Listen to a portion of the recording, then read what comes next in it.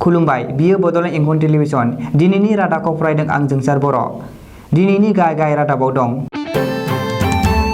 BTC बिसायख'थिनि खालारखौ फोसावबाय। 2027 बिधान सभा बिसायख'थियाव बिजेपि बिपिएफ एलायन्स थानाय नङा। गोजौसिन बिजिरसालिनि बिथोन, दायगोनां राजखान्थिगिरिफ्रा राजखान्थिनिफ्राय बिदाय लानांसिगोन। बिपिएफनि सोद्रोमाफोरखौ गावजों लोगोसे बिजेपिआव हाबनो बिस्वजित दैमारिया खावलायदों। गुवाहाटी उरां गाथोनाव सा 11 नकल आर्मि जवान हमदों। कटन मुलुगसोलोंसालियावबो 69थि बर' थुनलाइ सान फालिदों। दानिया आबुं रादाब। आसाम रायजोआरि बिसायख'थि आय'गआ बिटिसि बिसायख'थिनि खालारखौ दिनै फोसावबाय। गोलाव सम नेना थानायनि उनाव दिनै बिटिसि बिसायख'थिनि खालारखौ फोसावदों। बिसायख'थि आय'गआ फोसावनाय बायदिब्ला देग्लायनि बिटिसि बिसायख'थिखौ मोननै खोन्दोआव खुंनाय जागोन। गिबि खोन्दोआव फैगौ 7 दिसेम्बर समबारखालि बाक्सा आरो उदालगुरि जिल्लायाव बिसायख'थिखौ खुंनाय जागोन। बिनि उनाव 10 दिसेम्बर बृहस्पतिबारखालि चिरां आरो क'क्राझार जिल्लायाव नैथि खोन्दोनि बिसायख'थिखौ खुंगोन। नैथि खोन्दोखौ बिसायख'थि भट लानाया जोबनायनि उनाव 12 दिसेम्बर खालि बिटिसि बिसायख'थिखौ भट सानगोन आरो रिजाल्टखौ फोसावगोन। मख'नो गोनांदि माबा मोनसे जाउनाव फिन भट लानांगौ जायोब्ला 8 दिसेम्बर खालि बाक्सा आरो उदालगुरि जिल्लायाव भट लाफिननाय जागोन। बेबायदिनो 11 दिसेम्बर खालि चिरां आरो क'क्राझार जिल्लायाव भट लाफिनगोन होननानै बिसायख'थि आय'गआ फोसावदों। बेखौबो मख'नो गोनांदि बिटिसि बिसायख'थिखौ थांनाय 4 एप्रिल खालिनो खुंनायनि बाथ्रामोन। नाथाय गिख्रंथाव कर'ना भाइरासनि गाग्लोबनाय आरो बिनि अलखदनि थाखाय थिखानाय गैयै समसिम दोनथ'नो गोनां जादोंमोन। 2021 मायथाइयाव जानो गोनां बिधान सभा बिसायख'थियाव बिजेपि आरो बिपिएफआ खौसे बिसायख'थि गेलेनाय नङा।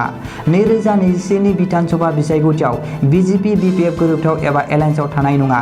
बे बाथ्राखौ बुंदों नेडानि लिमथुमगिरि आरो आसामनि राङारि, सावस्रि, सोलोंथाइ आरो पिडब्लिउडि मन्थ्रि ड हिमन्त बिश्व शर्माया बुंदों। मख'नो गोनांदि चिरां जिल्लानि बेन्दोङाव थानाय मानास सेरफां बियाबनि बिजेपि दोलोनि बिसायख'थि शिबनाथ ब्रह्मनि जानानै समबारखालि फोसावदिंनाय मेलाव बाहागो लानानै मन्थ्रि हिमन्त बिश्व शर्माया फैगौ 2021 मायथाइनि बिधान सभा बिसायख'थियाव बिजेपि बिपिएफ एलायन्सआव थानाय नङा होननानै फोसावदों। बे हाबाफारियावनो हिमन्तआ हाग्रामा महिलारी आरो बिपिएफ दोलोखौ सावरायनानै बुंदोंदि बे समाव नांगोलआ जेबो खामानि गैया। फैबाय थानाय समाव नांगोलखौ मिउजियामावसो दोननो नांगोन।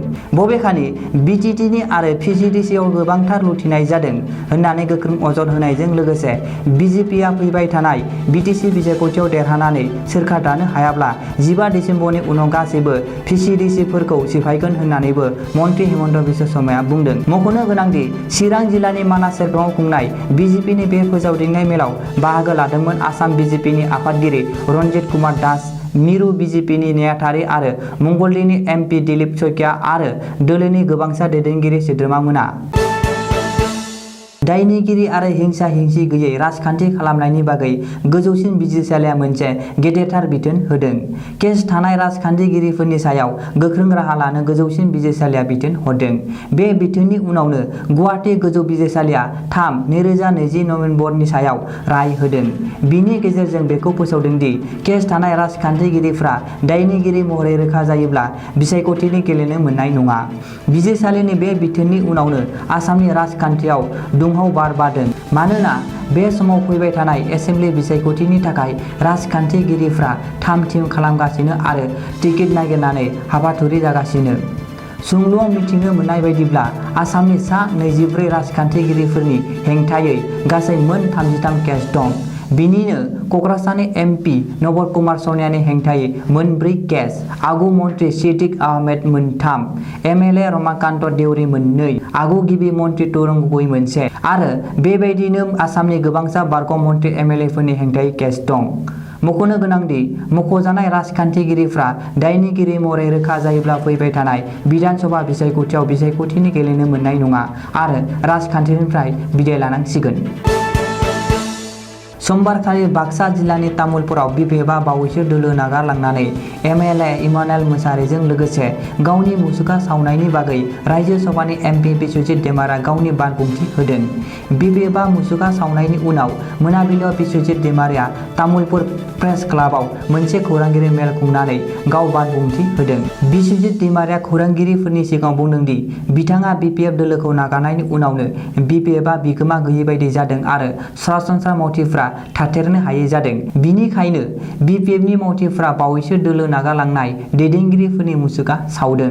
बबेखानि बिपिएफआव थानानै समाजनि खामानि मावनो सानग्राफ्रा दोलोआव थानानै खामानि मावलां आरो सोरबाया गावजों लोगोसे बिजेपिआव हाबफैनो गोसोब्ला फैनो हागोन होननानैबो बिपिएफनि बारग' मावफुं आफादगिरि आरो रायजो सभानि सोद्रोमा बिस्वजित दैमारिया खावलायहरदों।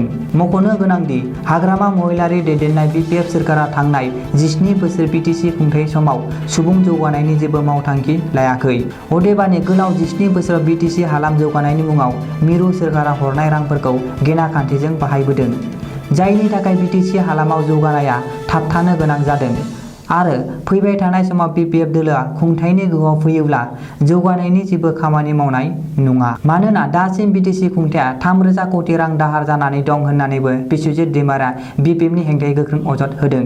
बबेखानि फैगौ डिसेम्बर दाननि गिबि सप्तायावनो खुंजानो गोनां बिटिसिनि बिसायख'थियाव बिजेपि दोलोआ देरहानानै सोरखार खुंगोन होननानैबो दैमारिया दाबि खालामदों।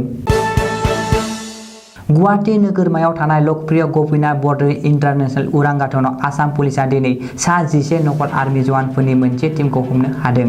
भारतारि आर्मीनि आबुं ड्रेसआव सा 11 नकल आर्मी जवानफोरखौ हमनो हादों। आसाम पुलिसनि सुंद' मिथिनो मोननाय बायदिब्ला उरां गाथोननिफ्राय बाहेराव ओंखारबोनाय समावनो आसाम पुलिसआ सा 11 नकल आर्मी जवानफोरनि टीमखौ हमदों। बबेखानि नकल आर्मी जवानफोरजों लोगोसे गंसे खब्रै साखानि गारि, गं 5 बाइक आरो भारतारि आर्मीनि नकल आइडेन्टिटि कार्डखौ आसाम पुलिसआ बोखांनो हादों होननानैबो मिथिनो हादों।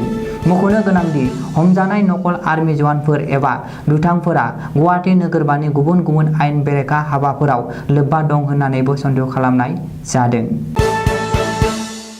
गुवाहाटी नोगोरमायाव थानाय कटन मुलुगसोलोंसालियावबो समबारखालि 69थि बर' थुनलाइ सान एबा बर' थुनलाइ आफादनि 69थि गायसननाय सान फालिदों। बर' थुनलाइ आफादनि मोनफ्रोमबो जिल्ला आफाद, आन्सलिक आफादफोरजों लोगोसे बर' हारिनि गुबुन गुबुन आफाद आरो गौथुमफोर, बर' बिजोंनि गासैबो फरायसालि, फरायसालिमा आरो मुलुगसोलोंसालिया 69थि बर' थुनलाइ सान फालिनाय बायदिनो कटन मुलुगसोलोंसालिनि बर' बिफान आरो कटन बर' थुनलाइयारि समाजनि बानजायनायाव कटन मुलुगसोलोंसालिनि लांगोनायावबो बर' थुनलाइ सान फालिदों। मिथिनो मोननाय बायदिब्ला बे फालिथायाव बर' थुनलाइ आफादनि फिरफिलाखौ बिरहोयो कटन मुलुगसोलोंसालिनि गाहाय नेहाथारि राहुल बरदलैआ आरो बे फालिथायाव बाहागो लायो कटन मुलुगसोलोंसालिनि बर' थुनलाइयारि समाजनि बारग' सोद्रोमा बनजार स्वरगयारीजों लोगोसे BLSनि आफादगिरि जोंसार ब्रह्म, BLSनि सोद्रोमा मिजिं नार्जारी, कटन मुलुगसोलोंसालिनि एथलेटिक्स सेक्रेटारि बर्नाली बर' आरो कटन मुलुगसोलोंसालिनि गोबांसा बर' फरायसाफोरा। दिनैनि रादाबा एसेनोसै, गोजोन्थों।